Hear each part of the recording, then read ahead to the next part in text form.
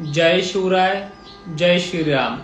मित्रांनो, आज सुद्धा 2 एप्रिलला दुपारच्याही अगोदर काही भागांना तर काही ठिकाणी दुपारनंतर वातावरण पहिल्यासारखंच सक्रिय होणार आहे.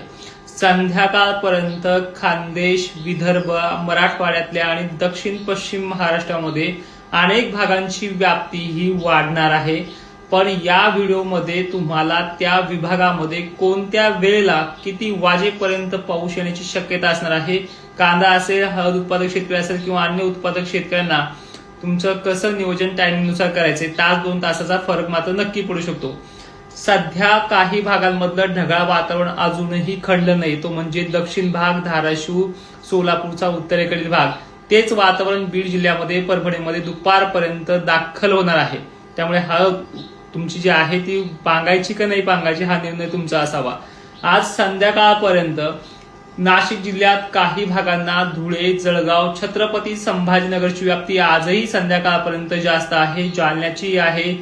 परभणी असेल, नांदेड असेल, लातूर भागामध्ये मुसळधार ते अतिमुसळधार पावसाचा इशारा आजही तुम्हाला मिळतोय. मागच्याही व्हिडिओमध्ये सांगितलंय.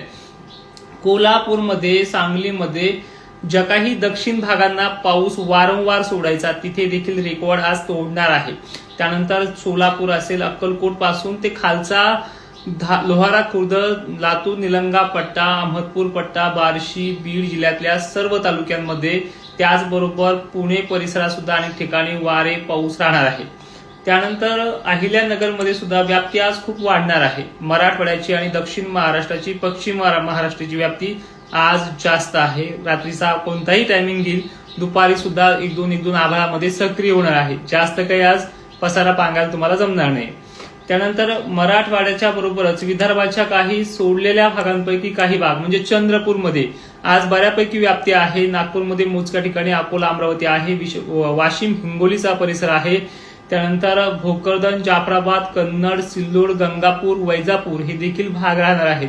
घनसावंगी पट्ट्यापासून अंबड, शहागड हे देखील भाग याच्यामध्ये इन्व्हॉल्व आहेत. मंठा, लोणार वगैरे परिसर, सेलू, मानमत, परभणी हा देखील भाग डबल तो घेणार आहे 2 टायमिंगच्या वेळेला.